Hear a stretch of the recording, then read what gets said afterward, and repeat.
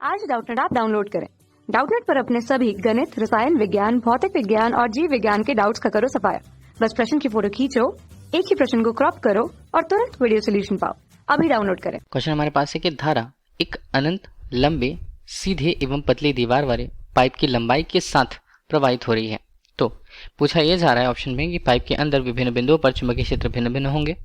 Pipe के अंदर किसी भी बिंदु पर चुंबकीय क्षेत्र का परिमाण शून्य होगा। तीसरा है पाइप के अंदर सभी बिंदुओं पर चुंबकीय क्षेत्र एक लेकिन शून्य नहीं है। और चौथा केवल पाइप के अक्ष पर चुंबकीय क्षेत्र का परिमाण शून्य होगा। ठीक है, चार ऑप्शन यहाँ पर दिए हुए हैं। अब बोला यह गया है कि अनंत लंबा सीधा और पतली दीवार वाले की लंबाई के साथ धारा प्रवाहित होती है। इसके लिए हमने क्या किया है, एक लंबी सीधी और पतली दीवार वाली पाइप हमने ले ली, जिसमें हम ये कह रहे हैं कि उसके बाह्य रूप से जो धारा है, धारा मान लीजिए आई जो है वो प्रवाहित हो रही है। ठीक है, इस पर बाहरी रूप से धारा आई प्रवाहित हो रही है।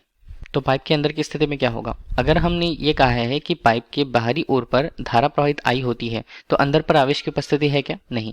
अंदर पर आवेश की उपस्थिति मतलब क्यू अगर हम इनसाइड कहें, ठीक है, आंतरिक हिस्से पर, तो इसका परिमाण शून्य होगा। अब हम यहाँ पर एम्पियर के परिपथीय नियम को लगाएं। अगर हम एम्पियर के परिपथीय नियम से देखें, जैसे एम्पियर्स सर्किटल लॉ भी कहते हैं हम, एक धारावाही चालक तार जिसमें अगर उसके लिए मान को हिस्से को देखें तो x से y की तरफ होती है। मान लीजिए केंद्र हमने लिया और वहां से हम देख रहे हैं एक नियत दूरी पर केंद्र O हमने लिया और मान लीजिए बिंदु O से r दूरी पर स्थित कोई बिंदु लेते हैं, r दूरी पर स्थित कोई बिंदु जहां पर हमें क्या करना है, चुंबकीय क्षेत्र की तीव्रता का मान। इसके लिए करेंगे क्या, इसके लिए हम बिंदु P से होकर जाते हुए किसी वृत्त की कल्पना कर लेते हैं। धारा की दिशा के अनुसार यहाँ पर दाएं हाथ के नियम के अनुसार अगर हम देख रहे हैं ऊपर की तरफ अगर धारा बह रही है चालक तार में I, ठीक है, तो इसमें चुंबकीय क्षेत्र की तीव्रता क्या रहने वाली है, चुंबकीय क्षेत्र की तीव्रता या उसकी दिशा जो रहने वाली है कुछ इस तरह से रहने वाली है।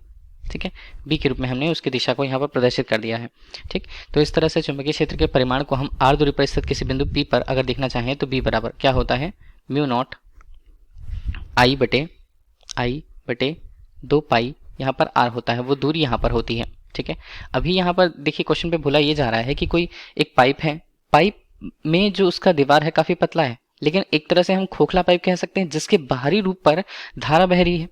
अब हम अगर इससे बाहर की तरफ दूरियों पर हम चुंबकीय क्षेत्र की तीव्रता या चुंबकीय क्षेत्र का परिमाण इस सूत्र की सहायता से, जिसे समीकरण 1 फिलहाल हम दे देते हैं, से निकाल सकते थे। अगर हम इस पाइप से जुड़े हुए चुंबकीय क्षेत्र की बात करें, पाइप के अंदर चुंबकीय क्षेत्र की बात करें, तो धारा आई जो बह रही है उसकी पतली दीवारों पर बह रही है। अब इसके अनुसार अगर हम ये देखते हैं कि जो यहाँ पर हम क्या बनाएंगे, जैसे एम्पियर के परिपथीय नियम के अंतर्गत हमने एक वृत्ताकार पथ बना लिया था जिसमें हम दूरियों के अनुसार एक वृत्त देखते थे, जैसे सर्कुलर लूप या हम वृत्तीय लूप कहते हैं। ठीक है, तो यहाँ पर हमें समझना होगा कि वृत्तीय लूप के लिए जो उसकी त्रिज्या होती है, वृत्तीय लूप में वृत्तीय लूप की त्रिज्या अगर पाइप की त्रिज्या से कम होती है तो हम यहाँ पर कह सकते हैं कि कुल मिलाकर के जो ये वृत्तीय लूप होगा पाइप के अंदर की स्थिति को अगर बता पाएगा उसकी त्रिज्या या उसकी दूरी के अंतर्गत, तब यहाँ पर लूप के अंदर जो धारा का मान होगा वो शून्य होगा। ठीक है, धारा का मान यहाँ पर अगर शून्य होता है, धारा के मान के शून्य होने से अभी हम ये देखते हैं कि चुंबकीय क्षेत्र की तीव्रता का मान क्या होगा, चुंबकीय क्षेत्र की तीव्रता का मान भी B बराबर यहाँ पर शून्य ही रह जाएगा। ठीक, इस तरह पाइप के अंदर किसी भी हिस्से पर अगर हम चुंबकीय क्षेत्र की तीव्रता का मान देखें, चुंबकीय क्षेत्र का मान देखें, तो वो शून्य होगा। तो ऑप्शन नंबर बी यहाँ पर करेक्ट होता है। Thank you.